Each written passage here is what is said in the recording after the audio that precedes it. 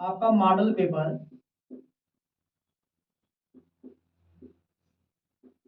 First है, ठीक है।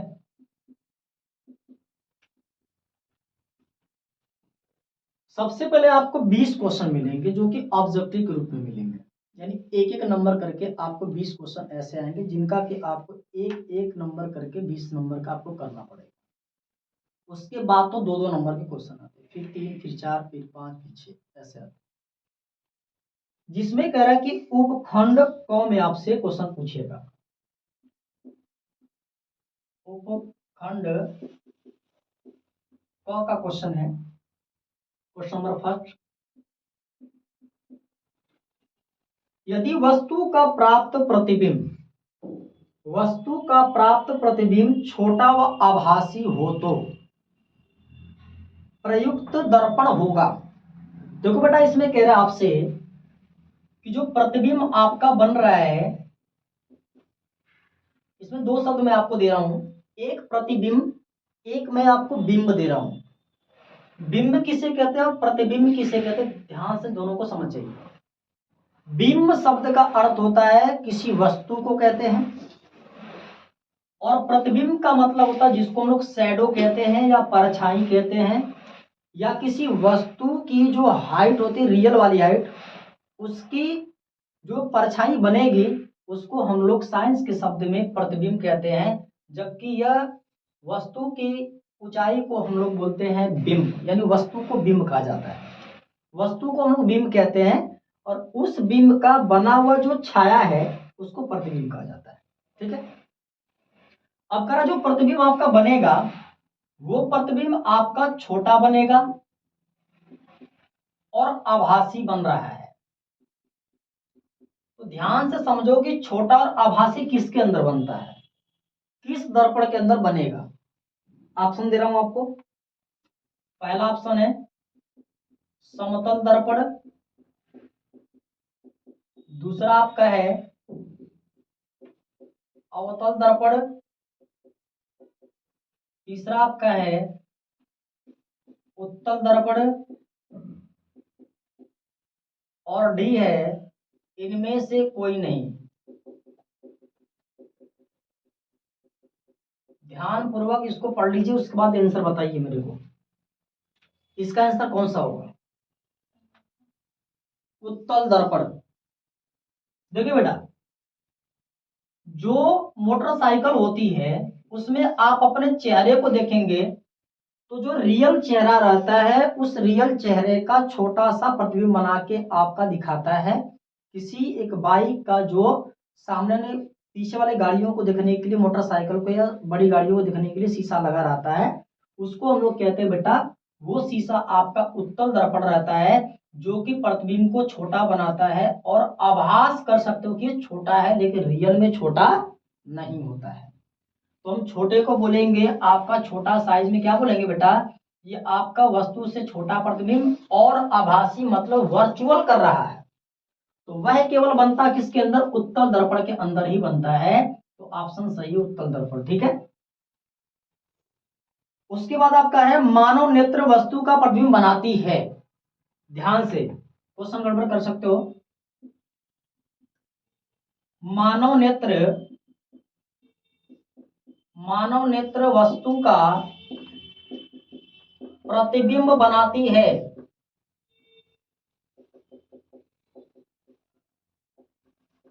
ठीक है। मानव नेत्र जो आंख है वह किसी भी वस्तु का प्रतिबिंब कहां बनाएगा, इसको हमें समझना है। तो आंख किसी वस्तु का जो प्रतिबिंब है, वो वस्तु का जो प्रतिबिंब है वो कहां बनाएगा, ये मैंने सबको बताया था कि वस्तु का प्रतिबिंब कहां बनता है। तो आपका मैं ऑप्शन दे रहा हूं, ध्यान से समझिएगा। पहला ऑप्शन है कार्निया पर, दूसरा है परितारिका, और तीसरा है पुतली पर, और डी है दृष्टि पटल पर।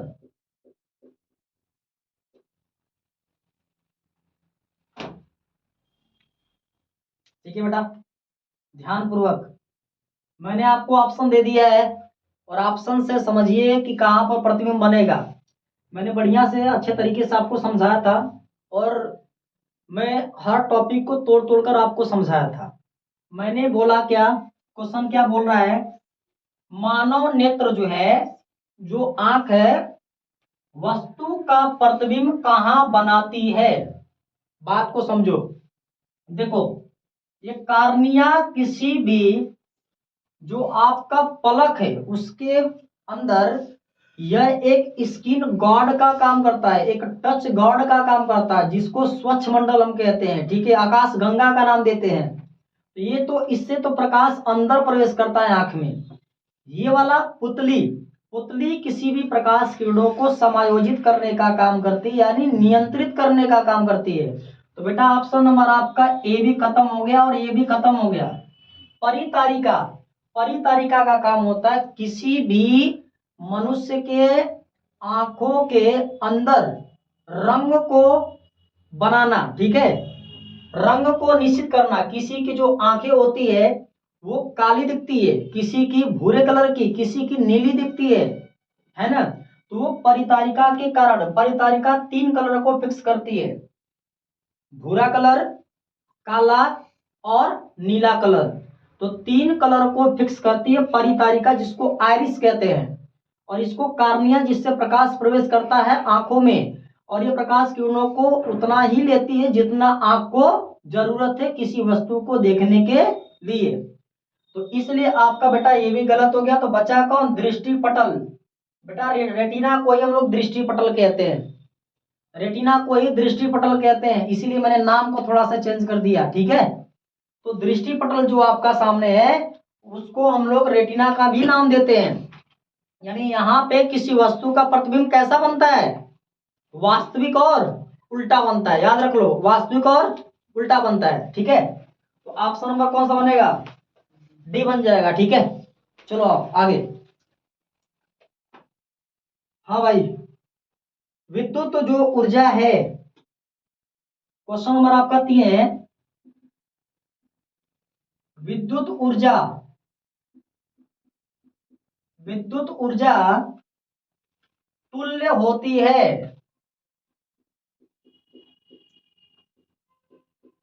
विद्युत ऊर्जा तुल्य होती है। 4 ऑप्शन दे रहा हूं आपको। पहला ऑप्शन v² टी के, इसके बटे आर के बराबर। ऑप्शन नंबर बी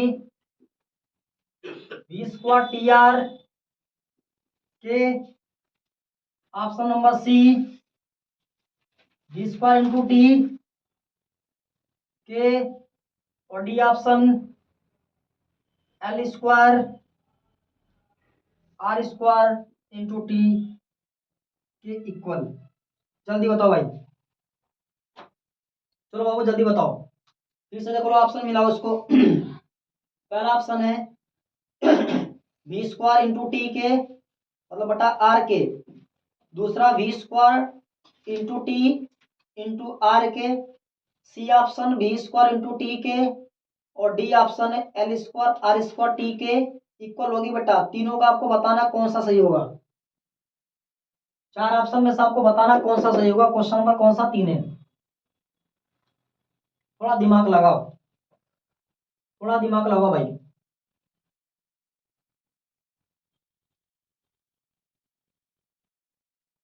विद्युत ऊर्जा किसके बराबर होती है? विद्युत ऊर्जा को हम लोग किससे दर्शाते हैं?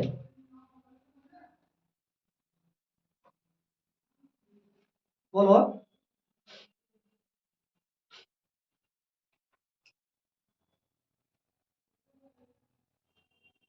एक फार्मूला आप लोग पढ़े होंगे, इसको सॉल्यूशन मैं करता हूं।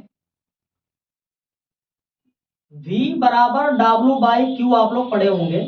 ठीक है, जहां भी विद्युत ऊर्जा की बात आती है मतलब हम किसकी बात कर रहे हैं, W की बात कर रहे हैं, एक कार्य की बात कर रहे हैं, एक जूल की बात कर रहे हैं। ऊर्जा, ऊर्जा के मात्रक क्या होता है, ऊर्जा का भी मात्रक आपका जूल होता है और कार्य का भी मात्रक क्या होता है, जूल होता है। ठीक, कोई बात नहीं भाई। इसका यदि इसके साथ गुणा कर देता हूं तो V इंटू बनता है Q बराबर आपका बनता है W बनता है। ठीक है, इसी के मान को आप निकाल दो। सभी ऑप्शन में आपको 3 ऑप्शन में भी दिख रहा है, लेकिन डी वाले में नहीं दिख रहा है, कोई बात नहीं है। इसको तोड़ो, V तो दिख रहा है, Q को तोड़ लो। तो बेटा हम क्या कर सकते हैं, इस चीज को हम और तोड़ दें तो ये क्या बनता है, V बराबर होता है I इंटू आर होता है। ठीक है, इनको तोड़ेंगे बेटा तो ये बनेगा I into R into Q बनेगा, बराबर का आपका W बनेगा। इनको और तोड़ो, Q को, Q बराबर आई टी होता है, तो I into R into Q का मान आई टी हो जाएगा, बराबर का W हो गया आई स्क्वायर आर टी। क्या ऑप्शन में ऐसा है, क्या ऑप्शन में ऐसा है, नहीं है, कोई बात नहीं है। V की वैल्यू आपके सामने क्या है, V की वैल्यू क्या होती है, V की वैल्यू I इंटू आर होती है ना। R की वैल्यू निकाल लो, कुछ टूटेगा चीजें, तो R निकालोगे तो V बटे I होगा।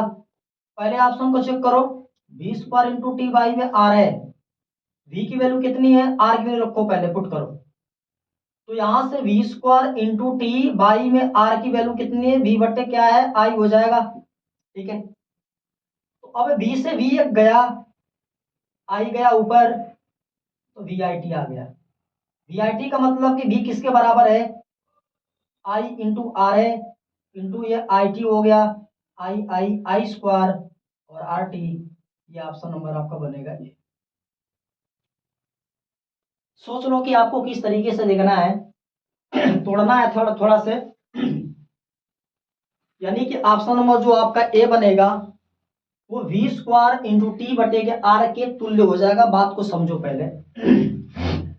विद्युत ऊर्जा का मतलब होता है कि भाई जो विद्युत ऊर्जा व्यय हो रही है वह किसके तुल्य होती है, मतलब किसके बराबर होती है, ये आपको दिखाना है। यानी कार्य किसके बराबर हो रहा है। इस ऊर्जा का भी मात्रक जूल ही होता है, कार्य का भी मात्रक जूल ही होता है। तो बेटा मैं बोल सकता हूं कि किसी भी चालक के अंदर जो विभव है वह आवेश दोनों का गुणनफल जो होगा वह विद्युत ऊर्जा कहलाएगा। सोचो, तो आपके सामने आई स्क्वायर आर टी इसका भी फार्मूला मिला है। इसको संशोधन करने पर बेटा इसको जब तोड़ा हूं तो यहां से इस पहले ऑप्शन को तोड़ने पर भी आई स्क्वायर आर टी मिल रहा है, इसका भी आई स्क्वायर आर टी मिल रहा है। ऑप्शन नंबर ए सही हो गया, तीन तो गलत हो गया ऐसे ही, तो तीन तो मैच नहीं कर रहा है। सोच लो कैसे इसको तोड़ोगे।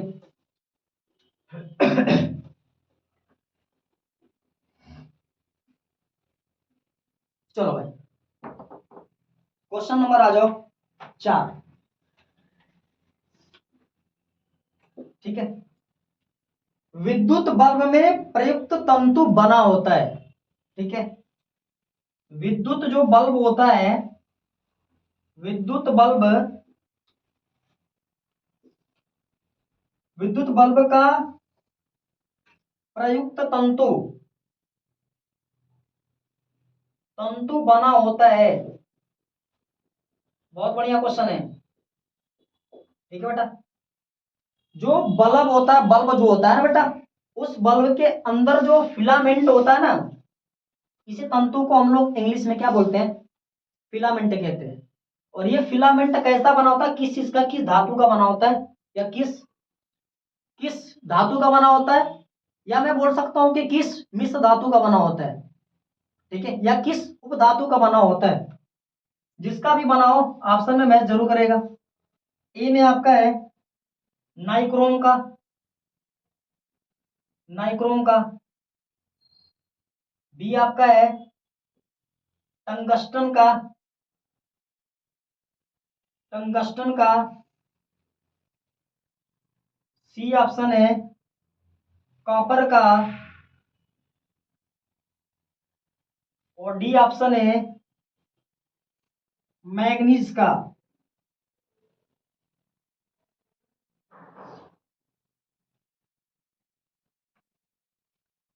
मैग्नीज का। ठीक है, 4 ऑप्शन है। बताओ भाई। विद्युत जो बल्ब होता है मतलब जो धारा से प्रकाश देता है, जो इलेक्ट्रिसिटी करंट के कारण वो प्रकाश उत्पन्न करता है, उजाला उत्पन्न करता है, उसके अंदर जो फिलामेंट होता है वो किस चीज का बना होता है बेटा? देखो नाइक्रोम जो है वह किसी विद्युत हीटर के अंदर लगा होता है। विद्युत जो हीटर होता है उसके अंदर जो लाल तत्व बनता है ना, लाल तत्व होता है, जो तार जो चालक होता है, उसको हम लोग कहते हैं नाइक्रोम का तार होता है, जो 2 खूंटी से लगा होता है, उसके अंदर धारा प्रवाहित होती है और उसकी प्रतिरोधकता क्या होती है? उच्च होती है। ठीक है, बहुत बढ़िया। तो बेटा ये तो नाइक्रोम तो होगा नहीं। कॉपर का तार तो भाई कभी भी किसी बल्ब के अंदर लग ही नहीं सकता है, तो ऐसे ही छट गया। मैग्नीज तो लगेगा नहीं। आपके पास ऑप्शन बचा कौन सा? Tungsten. Option number B, tungsten. Tungsten आपका किसी भी बल्ब के अंदर एक तंतु के रूप में कार्य करता है हमेशा। जो तंतु जलता है, जो प्रकाश देता है, उसी को कहते हैं। ठीक है, वो टंगस्टन का तार होता है, टंगस्टन का। याद कर लीजिएगा, टंगस्टन का तार होता है। क्वेश्चन नंबर आपका 5।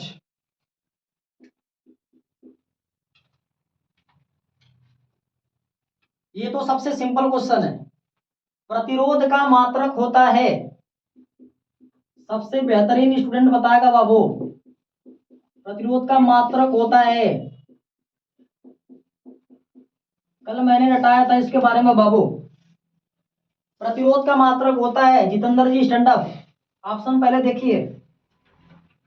पहला ऑप्शन है ओम प्रति centimetre. Option number B ohm centimetre. Option number C ohm. Option number D joule. बताओ बाबू।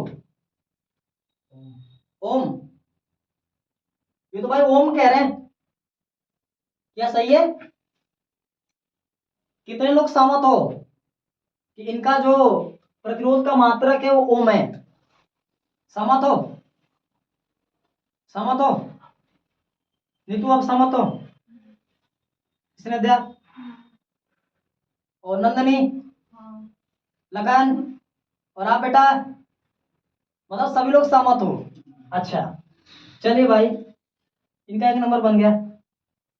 ठीक है, उसके बाद तो मैं बहुत बढ़िया क्वेश्चन ये वाला है, क्वेश्चन नंबर 6। ठीक है, चुंबकीय बल रेखाएं, चुंबकीय बल रेखाएं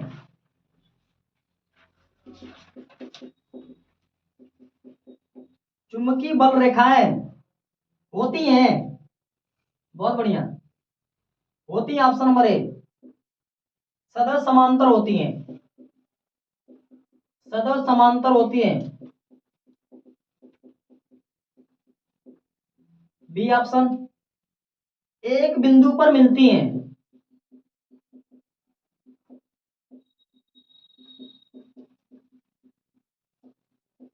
सी ऑप्शन एक दूसरे को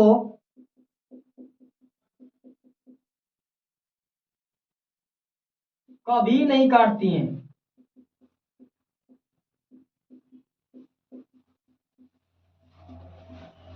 और ऑप्शन नंबर डी परस्पर काटती हैं।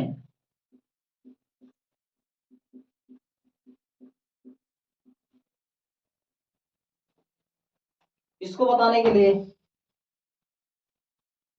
सत्यम खड़ो जवाब। चुंबकीय बल रेखा किसे कहते हैं? चुंबकीय बल रेखा किसे कहते हैं?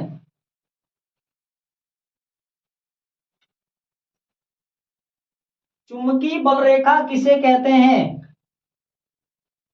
चुंबकीय बल रेखा किसे कहते हैं? चुंबकीय क्षेत्र किसे कहते हैं? बढ़ जाओ।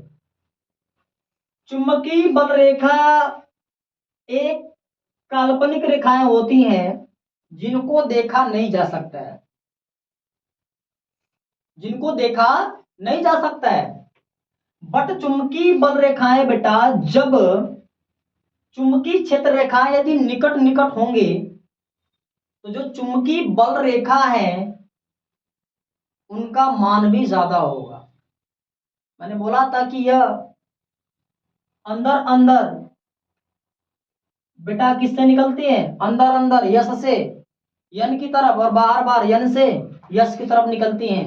अंदर अंदर चुंबकीय क्षेत्र रेखाएं यश से निकल करके यन की तरफ जाती है और बाहर बाहर यन से यश की तरफ जाती है और एक वक्र बनाती हैं।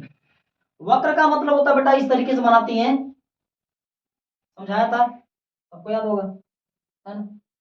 और ये चुंबकीय क्षेत्र का जितना पास होंगी उतना बल रेखाएं निकट निकट होंगी और वहां पे बेटा किसी भी चुंबकीय पदार्थों को आकर्षित करने की क्षमता क्या होगी, अधिक होगी, प्रबल होगी। ठीक बेटा, सदैव समांतर होती है, बिल्कुल गलत बात है, समांतर नहीं होती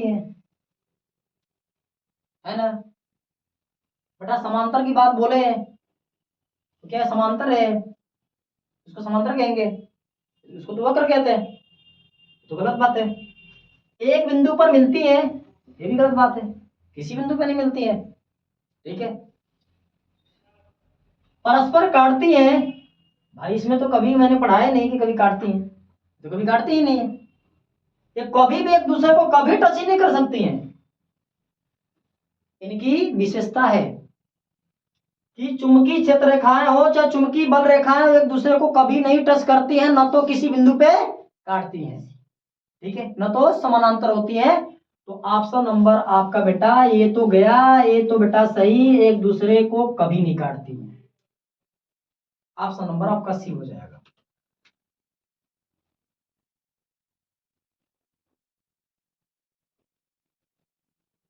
बहुत बढ़िया।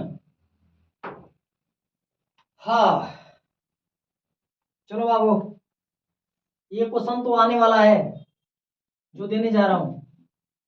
कह रहा है कि कॉलम ए में दी गई मात्रकों का सुमेलन कॉलम बी में दी गई भौतिक राशि से कर सही विकल्प चुनिए। मिलान करना भाई, मिलान कीजिए। ठीक है, ए है, बी है, बी में भौतिक राशि है, ए में मात्रक है, ए में मात्रक लिखता हूं, ये भौतिक राशि है। ठीक है, मात्रक है, ये भौतिक राशि है। भाई मात्रक में पहला कौन सा है, ओम है। यदि मैं पढ़ाया होगा तो सारा क्वेश्चन आप लोग कर लोगे देखते देखते ही। तीसरा एम्पियर है और चौथा जो है वो वोल्ट है। बहुत बढ़िया। और इसमें पहला भाई विद्युत धारा है, कंफ्यूज मत होइएगा। दूसरा है विद्युत प्रतिरोध है और तीसरा है विद्युत शक्ति है और चौथा है विद्युत विभवांतर है।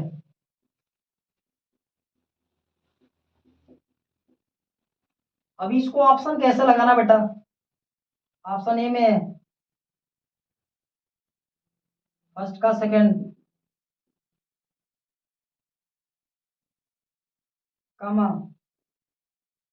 दो का थर्ड, कामा तीन का फर्स्ट,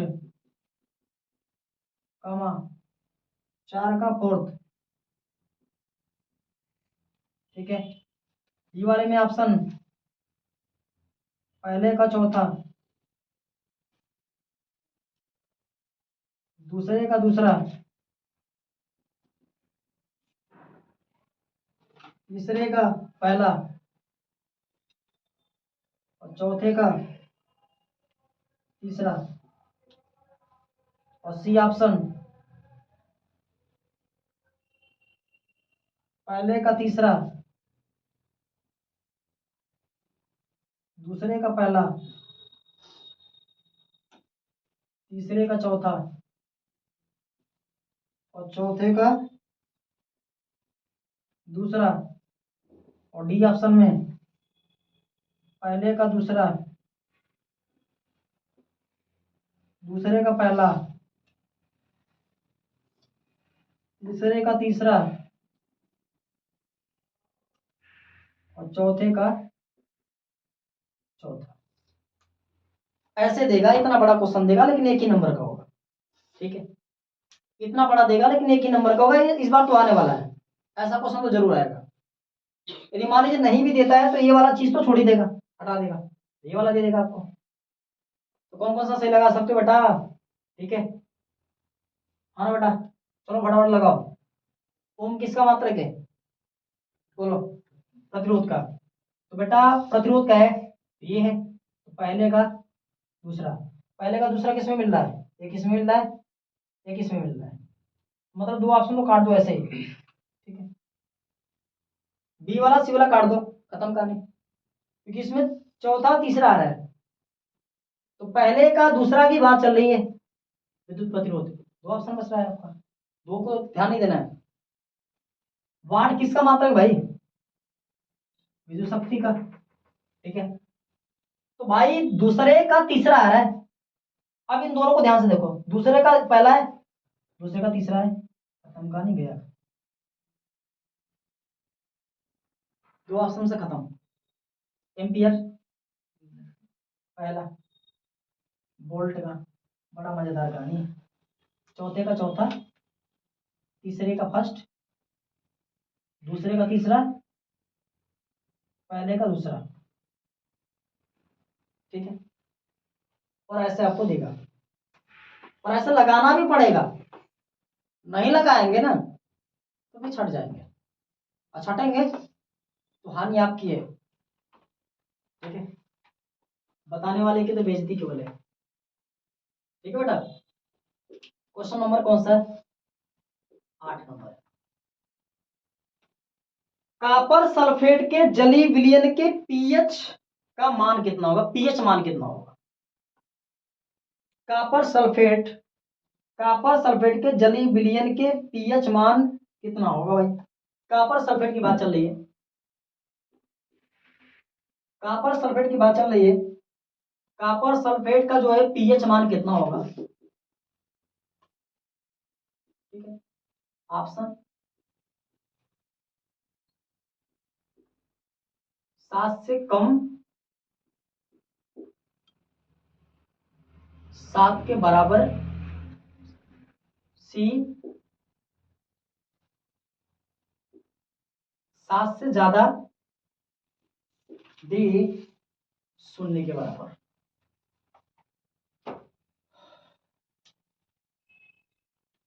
कॉपर सल्फेट की बात कर रहा हूं। कॉपर सल्फेट, कॉपर सल्फेट आपको समझना है बेटा कि कॉपर सल्फेट का जो पीएच मान है वो कितना होना चाहिए। कॉपर सल्फेट का पीएच मान कितना होना चाहिए? हम कैसे पता करेंगे कि अम्लीय है कि क्षारीय है कि उदासीन है? कैसे पता करेंगे? हमको पता करना है कि भाई कॉपर सल्फेट का जो पीएच मान है वो 7 से कम है, 7 के बराबर है, 7 मतलब है ही नहीं, 7 से ज्यादा है, 7 से बहुत कम है, मतलब 0 के बराबर है।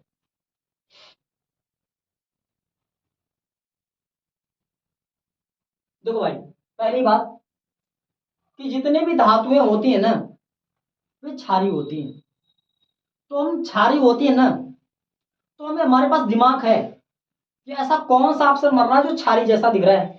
पहली बात कि ऑप्शन नंबर जो डी है क्षार को तो दर्शाएगा नहीं, 7 तो उदासीन को दर्शाएगा, ये भी होगा नहीं। क्षारीय के लिए बेटा ये कह रहा है कि 7 से कम है तो ये तो अम्लीय है, तो बेटा कौन सा बनेगा? ऑप्शन नंबर सी आपका हो जाएगा 7 से ज्यादा। 7 से कौन? ज्यादा।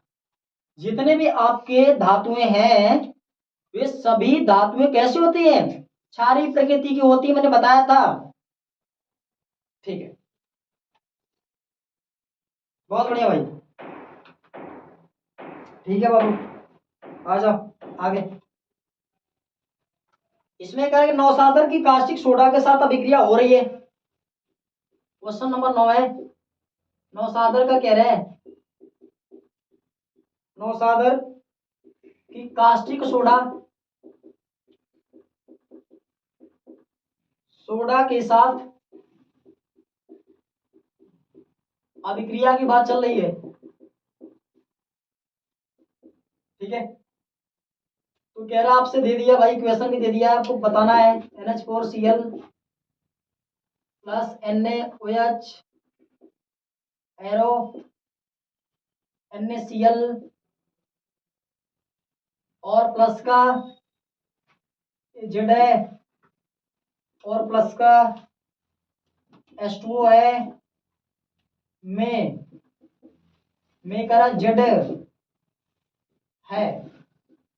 जेड है, जेड है ऑप्शन नंबर ए, एंडो, बी HCl, सी NH3 और डी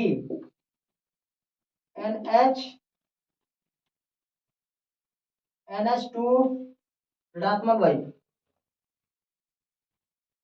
देख लेते हैं कि ऋणात्मक है या नहीं है, पता कर लेते हैं। NaCl बनाना भाई, अमोनिया का कास्टिक सोडा के साथ अभिक्रिया करा रहा है। अब हम लोग देखते हैं यहाँ पे Na का Cl के साथ रिएक्शन NaCl बन गया, H2O दो हाइड्रोजन इसमें से लिया और एक ऑक्सीजन लिया, अभी भी इसके पास बेटा दो यहां से हाइड्रोजन और एक यहां से हाइड्रोजन, अभी भी आपके पास 3 हाइड्रोजन बच रहा है और आपका Nb बच रहा है, मतलब हाइड्रोजन 3 बच रहा है, Nb बच रहा है, NH3 है क्या, सी ऑप्शन। NH3 को ध्यान से देखो, NH4Cl और NaOH रिएक्शन कराने पर NaCl बन रहा है, 4 एक हाइड्रोजन 5 है, 4 एक 5 हाइड्रोजन है, जिसमें से 2 काम में आया, ऑक्सीजन टोटल काम में आ गया। तो अभी भी 3 आपका जो कि 2 हाइड्रोजन काम में आया, 3 बच रहा है और एक नाइट्रोजन बच रहा है, तो NH3 ऑप्शन नंबर 6। जल्दी लगाओ इसको, आगे बढ़ो।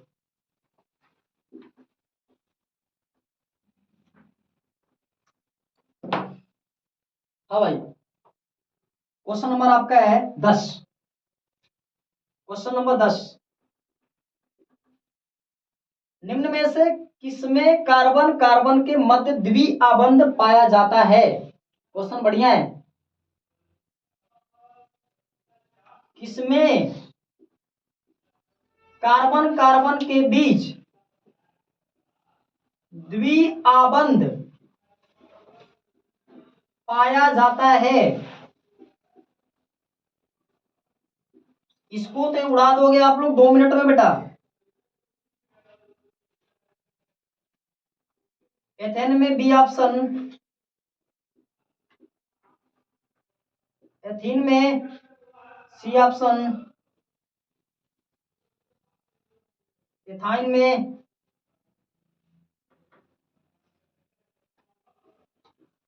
और डी ऑप्शन सभी में। इसको तो एक छोटा बच्चा भी बता देगा कि कौन सा ऑप्शन सही बन रहा है। इसमें कह रहा है कि कार्बन कार्बन के बीच जो है ना द्विआबंध का निर्माण हो रहा है। द्विआबंध मैंने बताया था कि जहां एक बांड की बात आती है वहां पे लगेगा एन का सेंस, ठीक है।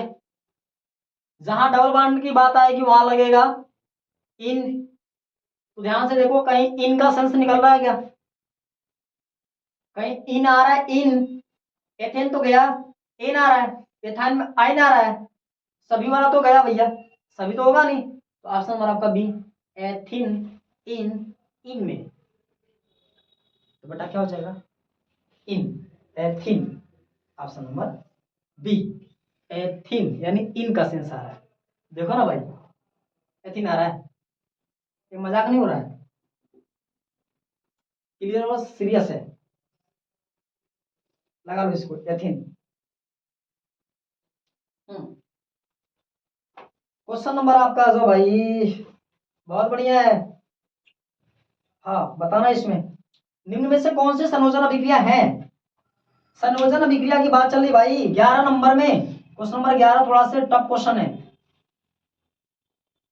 भाई, कह रहे संयोजन अभिक्रिया है।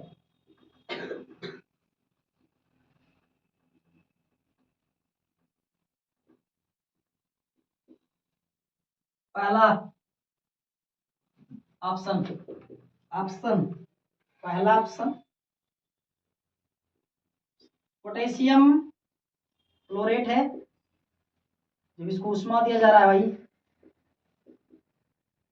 तो ये तो टूट रहा है पोटेशियम क्लोराइड में, और यहाँ ऑक्सीजन गैस में उत्सर्जित हो रहा है। सेकंड, मैग्नीशियम ऑक्साइड है, जल के साथ रिएक्शन हो रहा है, कुछ भी नहीं ले रहा है, मैग्नीशियम हाइड्रोक्साइड बना रहा है। तीसरा, 4 एल्यूमिनियम है प्लस 3 O2 की बात चल रही है, ये तो एल्यूमिनेट बना रहा है, ठीक है। 4 जड़न है, फेरस सल्फेट के साथ रिएक्शन हो रहा है, जिंक सल्फेट और Fe लोहा।